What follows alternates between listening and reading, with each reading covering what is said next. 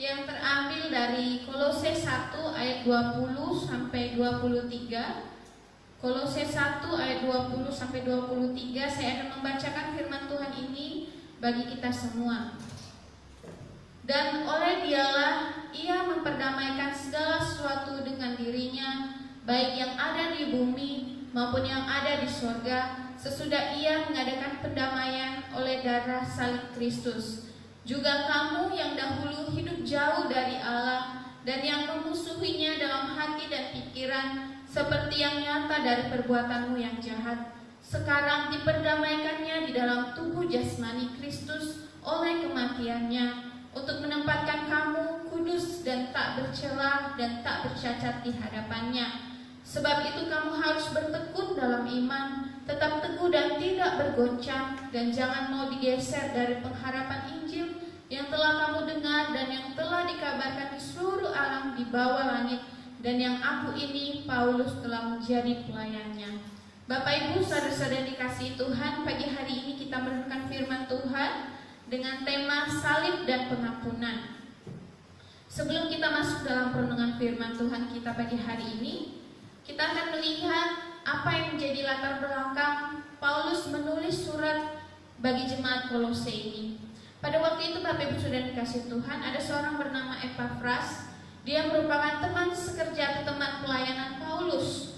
Dia memberikan laporan kepada Paulus bahwa di dalam jemaat di Kolose pada saat itu ada guru-guru yang mengajarkan ajaran-ajaran yang salah. Ajaran-ajaran yang salah tentu yang berbeda dengan ajaran yang Tuhan ajarkan atau yang Paulus dan rekan pelayanannya sudah ajarkan. Nah, Bapak Ibu dikasih Tuhan, guru-guru ini atau guru-guru palsu ini menekankan bahwa untuk mengenal Tuhan dan diselamatkan dengan sempurna, orang atau jemaat tersebut atau kita harus menyembah roh-roh yang menguasai dan memerintah semesta alam ini. Jadi guru-guru palsu ini mengajarkan bahwa harus menyembah roh-roh atau dewa-dewa lain untuk mendapatkan keselamatan. Dan selain itu guru-guru palsu ini juga mengajarkan kepada jemaat Kolose agar mereka taat menjalankan peraturan sunat atau hukum Taurat. Sedangkan ketika Tuhan hadir di tengah-tengah hidup kita, Ia menggantikan hukum Taurat itu dengan hukum kasih, bukan menghilangkannya ya, tetapi Dia menyempurnakan hukum Taurat itu dengan hukum kasih. Nah, Bapak Ibu dikasih Tuhan, mendengar hal ini Paulus tidak tinggal diam. Paulus merasa bertanggung jawab sebagai pemimpin rohani. Paulus merasa bertanggung jawab untuk kembali mengarahkan jemaat yang dipimpinnya atau jemaat yang pernah diajarinya untuk kembali kepada Tuhan, untuk kembali kepada ajaran-ajaran yang benar. Oleh karena itu ia tidak tinggal diam. Karena itu ia menulis surat ini.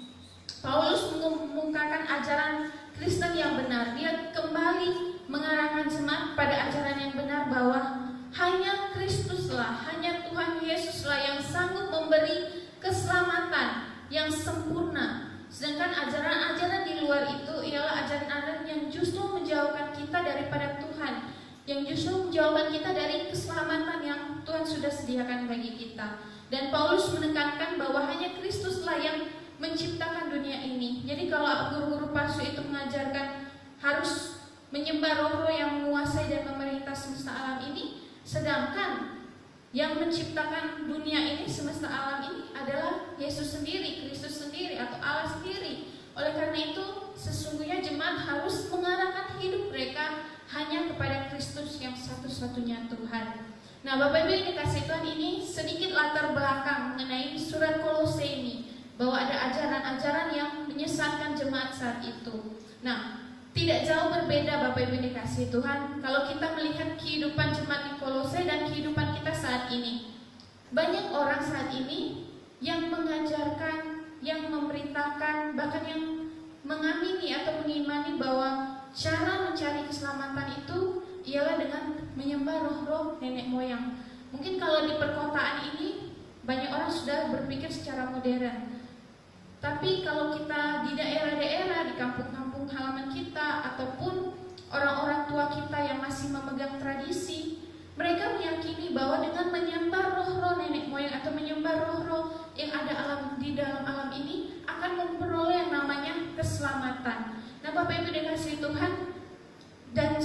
itu Bapak Ibu, banyak juga saat ini orang-orang yang memberitakan ajaran bahwa dengan kesalehan hidup, dengan memiliki pahala yang banyak, kita akan memperoleh keselamatan. Jadi Bapak Ibu dikasihi Tuhan, ajaran-ajaran yang sesat itu tidak hanya, atau ajaran-ajaran yang salah itu tidak hanya terdapat pada jemaat Kolose pada saat itu, melainkan saat ini pun ada banyak ajaran-ajaran yang terlihat baik, tetapi justru mengarahkan kita jauh daripada Tuhan. Ya, contohnya saja dengan kesalehan hidup. Ini merupakan ajaran yang baik, yang benar. Tetapi Bapak Ibu dikasihi Tuhan, kita sebagai anak Tuhan, kita menyadari bahwa bukan perbuatan baik, bukan kesalehan kita yang membawa kita memperoleh keselamatan, menerima hidup kekal, melainkan hanya anugerah Kristus, pengorbanan Kristus bagi kita. Kita dapat melihat dalam Yesaya 64 ayat 6, demikian firman Tuhan mengatakan bahwa demikianlah kami sekalian seperti seorang najis, dan segala kesalehan kami seperti kain kotor. Kami sekalian menjadi layu seperti daun, dan kami lenyap oleh kejahatan kami seperti daun dilenyapkan oleh angin. Ayat ini mengingatkan kita bahwa kesalehan kita itu bukanlah apa-apa. Kesalehan kita itu tidak bisa kita banggakan, karena kesalehan kita di hadapan Tuhan itu seperti kain kotor. Nah, dapat kita bayangkan bahwa tidak berharganya segala perbuatan baik kita. Bukan berarti kita tidak boleh berbuat baik, tetapi ketika kita mengandalkan perbuatan baik untuk mencapai keselamatan, itu sama sekali adalah sesuatu yang salah. Karena kita tahu bahwa keselamatan kita itu adalah anugerah, pemberian Tuhan secara cuma-cuma bagi kita. Oleh karena itu Bapak Ibu yang dikasihi Tuhan, melalui nats firman Tuhan hari ini, melalui tema tentang salib dan pengampunan, kita diingatkan kembali bahwa satu-satunya jalan keselamatan dan penebusan dosa kita ialah hanya melalui Kristus, yang penggenapannya ketika Ia berkorban bagi kita melalui kematiannya di atas kayu salib. Tuhan Yesus telah berkorban menggantikan kita. Dia yang tidak mengenal dosa telah dibuatnya menjadi dosa karena kita, supaya dalam Dia kita dibenarkan oleh Allah. 2 Korintus 5 ayat 21. Oleh karena itu Bapak Ibu dikasihi Tuhan, ada 3 hal yang akan kita renungkan di pagi hari ini, yaitu berkaitan dengan apa kaitan antara salib dan pengampunan. Kita akan merenungkan tentang kaitan antara salib dan pengampunan. Nah, yang pertama ialah salib mengingatkan kita tentang bagaimana latar belakang kehidupan kita. Jadi salib Kristus, kematian Kristus itu mengingatkan kita tentang bagaimana latar belakang kehidupan kita di hadapan Tuhan. Di ayat 21 dan 22 kita baca, juga kamu yang dahulu hidup jauh dari Allah dan yang memusuhinya dalam hati dan pikiran, seperti yang nyata dalam perbuatanmu yang jahat. Nah, itu merupakan latar belakang kehidupan kita yang jauh daripada Tuhan. Jadi Bapak Ibu dikasihi Tuhan, kita adalah orang yang tadinya hidup dalam kuasa kegelapan. Kita tadinya adalah orang yang hidup dalam perbudakan iblis, di mana kita terikat oleh dosa. Kita tidak mampu menyelesaikan dosa kita. Kita tidak mampu bebas dari dosa yang terus menekan hidup kita, yang terus mengikat kita. Nah, Bapak Ibu dikasihi Tuhan, di sini latar belakang hidup kita diingatkan Tuhan bahwa kita ini orang yang hidup jauh dari Tuhan. Kita ini dikatakan memusuhi Tuhan dalam hati dan pikiran kita, di mana segala perbuatan kita itu terlihat dalam sikap dan tingkah laku kehidupan kita sehari-hari, seperti yang dinyatakan dalam ayat 21. Bapak Ibu dikasihi Tuhan, hidup jauh daripada Tuhan artinya kita hidup jauh dari persekutuan dengan Tuhan, yang membuat perasaan kita menjadi tumpul akan kehendak Tuhan, sehingga apa yang kita lakukan hanyalah kehendak pribadi kita, atau suka-suka hati kita, atau kedagingan kita saja yang kita turuti. Kita tidak peduli akan maunya Tuhan. Itulah arti dari hidup jauh dari Tuhan. Nah, hidup jauh dari Tuhan ini disebabkan oleh kebodohan kita, di mana hati kita mengalami yang namanya kedegilan atau kekerasan hati. Kita tidak mau tunduk dan taat kepada Tuhan. Itu merupakan penyebab hidup kita jauh daripada Tuhan. Kalau kita mau membuka hati kita kepada Tuhan, kita mau melembutkan hati, tentu kita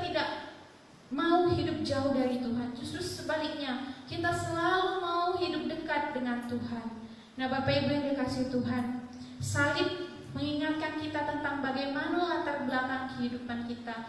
Kita diingatkan kembali bagaimana kehidupan kita yang dahulu sebelum Tuhan kita mengenal Tuhan sungguh-sungguh, sebelum kita menyadari pengorbanan Tuhan. Karena kita dahulu di ayat 21 mengatakan adalah orang-orang yang memusuhi Tuhan dalam hati dan pikiran. Dalam perjanjian lama atau para rabi mengajarkan bahwa seseorang akan menjadi apa yang dipikirkannya. Jadi ketika pikiran atau hati yang jahat dalam diri seseorang itu akan tercermin dalam tindakannya atau kelakuannya, baik terhadap Tuhan maupun manusia. Oleh karena itu, ketika ada orang yang memusuhi Tuhan dalam hati dan pikirannya, maka akan tercermin dalam tingkah lakunya, kehidupannya hari lepas hari. Nah, saya yakin dan percaya kita bukanlah orang-orang yang memusuhi Tuhan. Karena apa? Karena kita sudah tahu, karena kita sudah diingatkan melalui pengorbanan Kristus di atas kayu salib. Kita diingatkan bagaimana dengan latar belakang kehidupan kita yang dahulu. Oleh karena itu kita tidak mau kembali lagi menjadi orang-orang yang memusuhi Tuhan. Kita tidak mau kembali menjadi orang-orang yang jauh daripada Tuhan. Karena salib mengingatkan kita tentang hidup kita yang dahulu. Oleh karena itu Bapak Ibu dikasihi Tuhan, kita harus mengingat terus bagaimana kehidupan kita yang lalu, bagaimana Tuhan telah menebus segala pelanggaran kita, segala hal-hal yang tidak menyenangkan hati Tuhan telah diampuninya untuk kita. Nah, yang kedua Bapak Ibu dikasihi Tuhan, menjadi kaitan antara salib dan pengampunan ialah salib merupakan penggenapan janji Allah akan penebusan dosa dan pengampunan. Itu bisa kita lihat di ayat 22 di mana kita dikatakan diperdamaikan melalui kematian Kristus. Nah, Bapak Ibu dikasihi Tuhan, janji Tuhan untuk menebus dosa ini dimulai ketika Adam dan Hawa tepatnya jatuh dalam dosa. Kejadian 3 ayat 15 di situ menerangkan bahwa sejak sekarang engkau dan perempuan ini akan saling bermusuhan, demikian pula keturunanmu dan keturunannya akan menginjak dan meremukkan kepalamu, sedangkan engkau akan memanggut dan meremukkan tumitnya. Nah, Bapak Ibu dikasihi Tuhan, ini merupakan salah ayat yang dimana Tuhan menyatakan janjinya Tuhan akan mengutus anaknya yang mampu mengalahkan kuasa iblis, mampu mengalahkan kuasa dosa. Dan kita harus ingat semua janji Tuhan ini karena itu semua tergenapi karena tindakan Tuhan sendiri, tanpa campur tangan siapapun, tanpa campur tangan manusia. Nah, Bapak Ibu dikasihi Tuhan, firman Tuhan mengatakan bahwa kita semua sesat seperti domba, kita meninggalkan jalan Tuhan dan memilih jalan sendiri, namun Tuhan menanggungkan segala kesalahan serta kejahatan kita di atas Dia. Nah, ayat ini mengingatkan kita bahwa semua dosa dan pelanggaran kita telah Tuhan tanggung, telah Tuhan ambil alih. Sesuai dengan tema kita bahwa salib merupakan penggenapan janji Allah. Janji Allah akan hidup kita telah diikrarkan dari Kejadian 3 ayat 15 dan telah digenapi melalui kematian Yesus di atas kayu salib. Nah, pada akhirnya Bapak Ibu dikasihi Tuhan, pengorbanan Kristus bagi kita yang hidup dengan dosa, hidup sesuka hati, hidup jauh dari Tuhan, bahkan kita memusuhi hati dan melalui hati dan pikiran kita, akhirnya semua dosa-dosa, semua pelanggaran kita ini diperdamaikan Tuhan melalui pengorbanannya di atas kayu salib. Nah, Bapak Ibu dikasihi Tuhan, diperdamaikan artinya kita tidak lagi menjadi musuh atau seterunya Allah, melainkan kita telah menjadi manusia yang baru, yang ditebus, dibenarkan, disucikan, dikuduskan, karena dosa dan pelanggaran kita sudah diampuni. Jadi ketika Tuhan menggenapi janji Allah dalam menebus, memberikan pengampunan bagi kita, itu artinya semua kesalahan kita yang lalu telah dibenarkan oleh Tuhan. Kita yang tadinya berdosa telah dikuduskan oleh Tuhan karena pelanggaran kita sudah diampuni. Jadi Bapak Ibu dikasihi Tuhan, kaitan yang kedua antara salib dan pengampunan ialah salib merupakan penggenapan janji Allah. Dan selanjutnya, salib merupakan kemenangan orang percaya atas dosa. Kematian Tuhan Yesus di atas kayu salib merupakan suatu tanda kemenangan, bukan kekalahan. Bagi hikmat dunia, bagi orang-orang yang tidak mengenal Tuhan, penderitaan Tuhan Yesus di kayu salib itu merupakan suatu kebodohan. Pasti kita sering mendengar orang berkata bahwa kok Tuhannya mati, kok Tuhannya disalib, kok Tuhannya dipermalukan. Apakah Tuhannya ini istilahnya bukan Tuhan yang berkuasa? Apakah Tuhannya ini bukan Tuhan yang mampu mengalahkan segala kejahatan, mampu mengalahkan iblis? Mungkin banyak orang yang menghina kekristenan karena mereka melihat salib sebagai tanda hinaan, lambang penghinaan, di mana kok Tuhannya mati dengan cara, dalam tanda kutip, istilahnya dengan cara yang tidak baik, dengan cara yang pada zaman itu dikatakan suatu hal yang hina. Nah, Bapak Ibu dikasihkan, bagi dunia salib itu merupakan tanda kekalahan, salib itu merupakan kebodohan. Tetapi bagi kita sebagai anak-anak Tuhan, sebagai orang percaya, salib itu adalah suatu tanda kemenangan. Oleh sebab itu, karena apa menjadi tanda kemenangan? Karena melalui pengorbanan Kristus di kayu salib, semua dosa kita diampuni. Di mana hubungan kita dengan Tuhan sudah terpisah, akhirnya dijembatani kembali. Yang tadinya kita bermusuhan dengan Tuhan, akhirnya diperdamaikan kembali. Karena semua dosa-dosa kita ditimpakan kepada Tuhan. Karena tidak ada seorang pun yang najis, yang berdosa, yang mampu menjalin hubungan dengan Tuhan. Karena kalau di masa lalu, di zaman PL, orang harus kudus suci masuk ke dalam bait Allah, bait suci. Karena kalau tidak suci atau tidak kudus, atau mereka tidak menguduskan diri mereka, mereka akan dibinasakan. Banyak contoh-contoh yang sudah dibinasakan.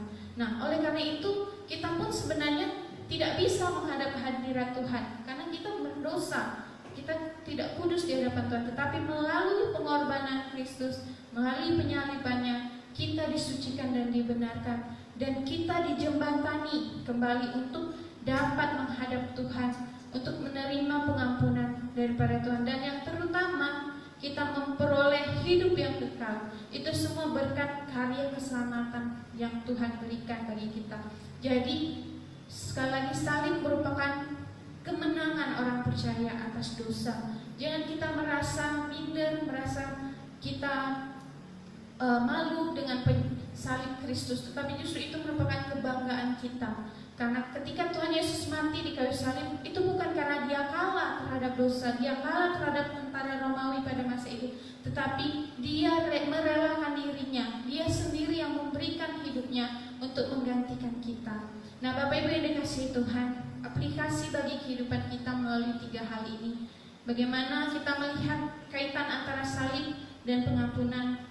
Salib pertama mengingatkan kita tentang bagaimana latar belakang kehidupan kita sebelum mengenal Tuhan. Kemudian salib merupakan pengenapan janji Allah dan penebusan dosa atau pengampunan bagi kita.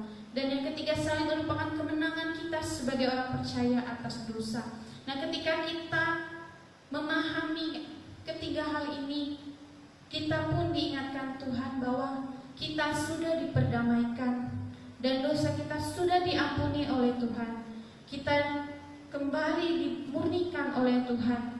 Maka sebagai orang-orang yang telah menerima anugerah tersebut, sudah selayaknya kita hidup bertekun dalam iman. Kita tetap teguh dan tidak bergoncang, dan jangan mau digeser dari pengharapan Injil, sesuai dengan ayat 23. Kita yang sudah menyadari bahwa kita adalah orang-orang yang menerima anugerah pengampunan dosa itu, kita selayaknya sekali lagi hidup bertekun dalam iman. Jangan mudah digoncangkan oleh apapun, bahkan oleh pergumulan hidup sekalipun. Kita harus tetap teguh dan tidak mau digeserkan oleh pengharapan Injil. Kita senantiasa berpegang teguh kepada firman Tuhan, pada apa yang Tuhan sudah sampaikan, apa yang sudah Tuhan berikan contoh untuk kita lakukan dalam hidup kita. Jadi pada intinya, Bapak Ibu dikasih Tuhan, hidup yang kita jalani saat ini bukanlah hidup tentang diri kita sendiri, bukanlah hidup berkaitan dengan ego kita sendiri, melainkan hidup kita saat ini ialah hidup bagi Tuhan. Seperti Galatia 19-20 mengatakan bahwa sebab aku telah mati oleh hukum Taurat untuk hukum Taurat, supaya aku hidup untuk Allah, aku telah disalibkan dengan Kristus. Oleh karena itu Bapak Ibu yang dikasihi Tuhan, kita saat ini hidup untuk Tuhan. Jangan lagi kita sia-siakan pengorbanan Kristus demi apapun, baik untuk harta, jabatan maupun pasangan hidup. Kita harus terus memegang teguh iman kita di hadapan Tuhan. Jangan mau kita diperhamba lagi oleh dosa, karena kita telah ditebus dengan suatu yang mahal, suatu yang begitu bernilai. Dan sebagai kesimpulan bagi kita pada pagi hari ini, janganlah sia-siakan pengorbanan Kristus dengan apapun, harta tahta, jabatan, ataupun pasangan hidup. Jangan mau menyangkal iman demi hal tersebut. Dan yang terakhir, pengampunan yang kita terima dari Tuhan bukanlah suatu yang murahan, melainkan suatu hal yang tidak ternilai harganya. Tidak ada seorang pun yang mampu memberikan pengampunan, hanya Kristus yang mampu memberikan pengampunan bagi kita. Untuk itu jangan kita sia-siakan, kita harus hargai dengan terus memegang teguh iman kita, tidak tergoncangkan dan tidak mau digeserkan oleh pandangan-pandangan atau ajaran-ajaran apapun yang membuat iman kita lemah. Nah, Bapak Ibu kasih Tuhan, demikianlah firman Tuhan pagi hari ini, kiranya terus menuntun dan memberkati kehidupan kita. Mari kita berdoa. Bapa dalam surga, terima kasih kami sudah mendengarkan firman Tuhan, bagaimana salib dan pengampunan itu merupakan suatu hal yang tidak bisa terpisahkan, di mana ketika kami melihat salib-Mu Tuhan, kami mengingat bagaimana kehidupan kami masa lalu, di mana pengorbanan Tuhan yang begitu luar biasa mengampuni kami, mengampuni semua kesalahan kami. Dan di mana ketika kami melihat salib-Mu Tuhan, kami mengingat janji Tuhan yang luar biasa bagi kami, yang Tuhan sudah penuhi melalui kematian-Mu di atas kayu salib itu untuk mengampuni dosa-dosa kami. Dan ketika kami melihat salib-Mu, kami tahu kami adalah orang-orang yang menang atas dosa. Kami bukan orang yang bodoh, tetapi kami orang-orang yang penuh kemenangan, yang sudah memiliki hidup yang baru di dalam Tuhan. Untuk itu ya Bapa, biarlah kami tetap memegang teguh iman kami di dalam Tuhan, tidak tergeserkan oleh pemahaman, pandangan atau ajaran-ajaran baru yang menyesatkan iman kami, tetapi kami terus berpegang pada Injil kebenaran-Mu Tuhan yang Kau nyatakan dalam firman-Mu. Terima kasih ya Bapa dalam sorga, demikianlah firman Tuhan yang boleh kami dengar, kiranya tertanam terus dalam hati kami, memegang teguh hidup kami, sehingga kami selalu dekat dengan Tuhan, sehingga kami selalu taat kepada Tuhan. Terpujilah nama-Mu ya Bapa, kami mengucap syukur. Amin.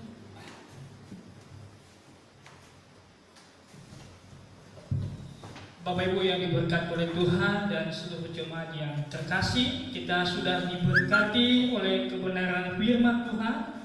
Pagi hari ini kita akan mengakhiri ibadah kita. Bapak Ibu Saudara, saya undang kita semua bangkit berdiri. Kita pujikan doksologi.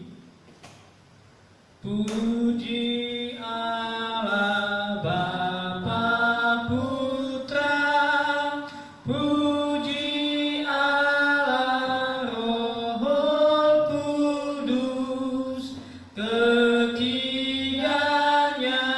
yang esa, pohon selamat sumber berkat.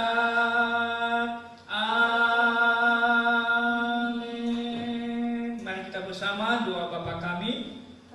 Bapa kami yang di surga, dikuduskanlah nama-Mu, datanglah kerajaan-Mu, jadilah kehendak-Mu di bumi seperti di surga. Berilah kami pada hari ini makanan kami yang secukupnya, dan ampunilah kami akan kesalahan kami, seperti kami juga mengampuni orang yang bersalah kepada kami. Dan jangan membawa kami ke dalam pencobaan, tetapi lepaskanlah kami daripada yang jahat. Karena Engkau yang punya kerajaan dan kuasa dan kemuliaan sampai selama-lamanya. Amin. Bapak Ibu Saudara masih tetap berdiri. Kita akan terima berkat daripada Tuhan. Tuhan memberkati engkau dan melindungi engkau. Tuhan menyinari engkau dengan wajah-Nya dan memberi engkau kasih karunia. Tuhan menghadapkan wajah-Nya kepadamu dan memberi engkau damai sejahtera. dari sekarang sampai selama-lamanya. Amin. Amin. Amin. Amin.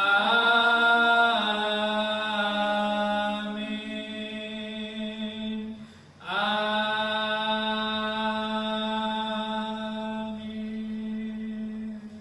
Bapak Ibu Saudara yang diberkati oleh Tuhan, silakan duduk kembali saat teduh sejenak.